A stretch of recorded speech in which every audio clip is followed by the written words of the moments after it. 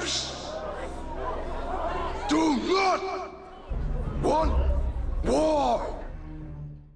Hi, I'm Zorianna Kitt, and today at Dawn of the Planet of the Apes, filmmaker Matt Reeves is with us in the studio. Welcome to the show. Thank you very much.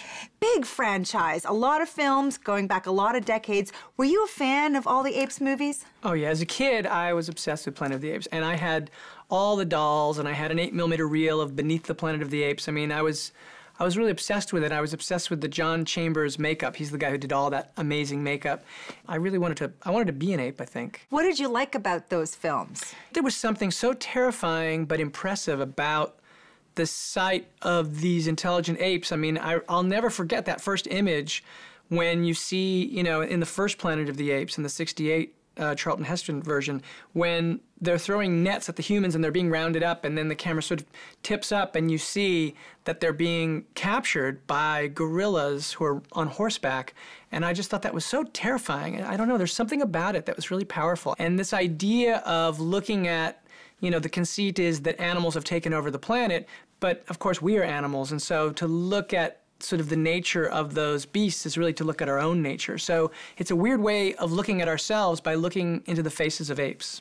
Now, did you want to make sure that there was a through line that you kept that goes all the way back to the Charlton Heston film? Sure. I mean, somebody once asked me whether or not it was boring that we already know that it becomes Planet of the Apes. And I actually thought that was the best part. Like for me, when I saw Rise, I was really affected by it. You were seeing instead a whole new story, a story where you got emotionally into Caesar, really, that Andy Serkis plays. And I thought that new perspective of being inside the emotional lives of apes and having that level of emotional identification was totally new. And that was really exciting to me. So I thought, well, for me, what I'm interested in doing is that world is nothing like Planet of the Apes. And so how do we get from here to there? And that becomes this huge kind of drama, this kind of saga of like how the Caesar of Rise of the Planet of the Apes somehow creates a civilization that leads to what we know from the classic. Now, you've never done motion capture before, right? No, this is the first time, yeah. Was there a learning curve for you? Sure. I mean, I was really worried. One of the things, all of the films that I had done, even Cloverfield, which was released by a studio, wasn't really technically done the way studio films are done. It was sort of like an independent film. I'm used to sort of dealing with actors, and I was a little worried that maybe this, from a technical perspective, would create an obstacle between my work with the actors. I didn't really know. I knew of Andy Serkis. I knew he was amazing, and I knew that I had a deeper level of emotional identification with his character in Rise than I'd ever had with any CG character, but I didn't know what part of that was the effects, what part of that was Andy, and so I asked to see all the footage, and I wanted to see all the footage of Andy wearing this helmet cam and having the dots on his face, and it was such a relief because the first thing I saw was that the reason that I was so emotionally affected by that performance was that Andy was amazing, and I was like, oh, so actually this is going to be about dealing with a great actor. All of the real technical stuff started after that. So you stage a scene the way you would do in an independent movie. You've got Andy and the other actors, they're all interacting, and then begins a very complex technical process which was harder than anything I'd ever done. I mean, the editing of it and the additional shooting of the shots after you shoot the shot. So you're doing multiple takes, but you're always removing an element here or there. So that you can put them all back together again later. And in fact, with some of the stuff, we have a lot of action, or this is an ape civilization movie, so beyond the apes that are in the foreground might be 500 or 1,000 other apes behind, and all of that is performance-based. This isn't like, oh, let's animate an ape, we'll put him in the background. Those are all performances that we capture, and we do it in a place called The Volume, which is basically a big warehouse with fluorescent lights. It's like a studio. And what you do is you just get actors to behave like apes. So there's not a single live, real animal in this movie? Well, there's not a single live, real ape.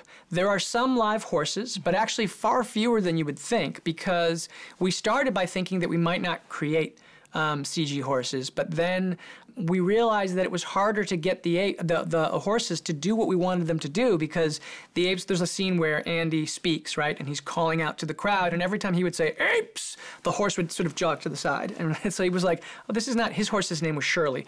And Shirley did not really... She got spooked? She got spooked by the ape behavior. So we were like, oh, this may not work. So we ended up actually shooting that scene with our ape performers on stepladders from Home Depot. And so there are a few horses, but they're actually mostly CG horses. And one of the great things about having the horses was it created the basis for motion capture that then Weta, along with another library of sort of horse capture that they did, they then built. Now, one of the things that I loved about this film, and also Rise as well, what really got to me was some of the parables or the metaphors or allegories. Do any of those reflect your own views? Did you really want to impart some of that into the film? I think what I was looking to do was to do a story really about an anatomy of violence.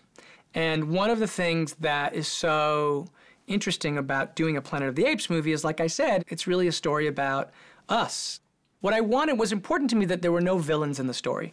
In many ways, one of the important themes of the story is family. It's not just that there are two tribes, there are really two families. There's an ape family and there's a human family, and the human family just happens to be a post-apocalyptic human family that's trying to repair itself, that's been through sort of a terrible tragedy, and the ape family is this kind of like, you know, sort of this family that's on an ascent. They're just beginning. You're starting to see them in their kind of tribal phase, and the question is sort of, can they find a way to coexist? And one of the cool things about knowing that Planet of the Apes exists is, you know, it doesn't become Planet of the Humans and the Apes. I figured that this was the one chance when we could explore how coexistence couldn't happen and yet see the ways in which it might have happened. There's some chance that maybe they can come together, and that's sort of represented, I think, most powerfully between Jason Clarke and Andy Serkis as Caesar. They're two fathers, and they see the stakes, you know, that are involved here. They both have sons, and they both have families, and it's really critical to them that they find a way through this that sort of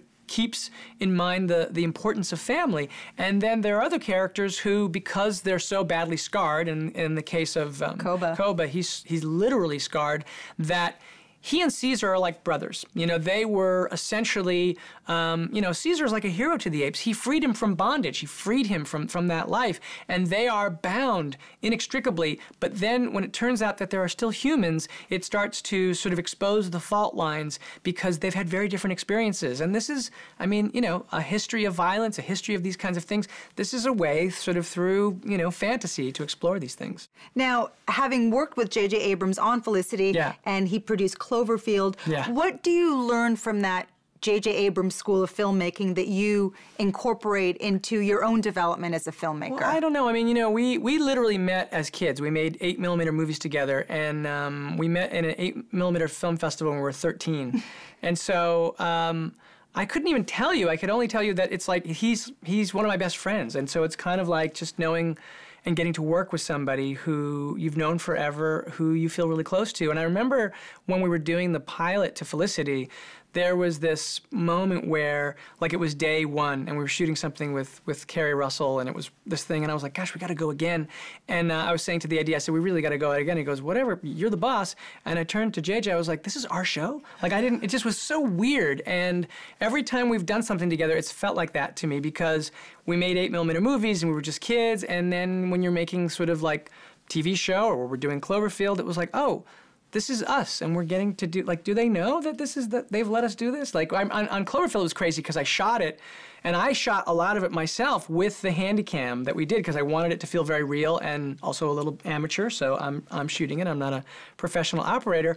And there were moments where I thought, is Paramount going to come and, like, take the camera away? Like, what are we doing? Like, this is ridiculous. So it was pretty cool, and I would say that my experience with JJ is something that started so early, and I think about story with him in mind. You know, we always talk about, like, you can always hear each other's voices.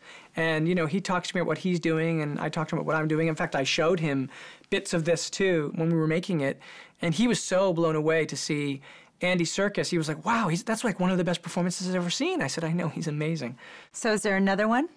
There is another one that we are just starting to think about. You know, that was one of the cool things. You know, again, we know the ending, but this is a huge kind of, for what I think is a generational family saga with Caesar as the kind of Moses of the apes. And so, you know, when we decided to focus so exclusively on the ape world, it meant that there were a lot of characters who started coming to the fore, and it was like, wow, there's lots of interesting stories here, lots of opportunities, and like Maurice and Rocket and Koba become such an interesting character. So it feels like there could be many more chapters to this saga.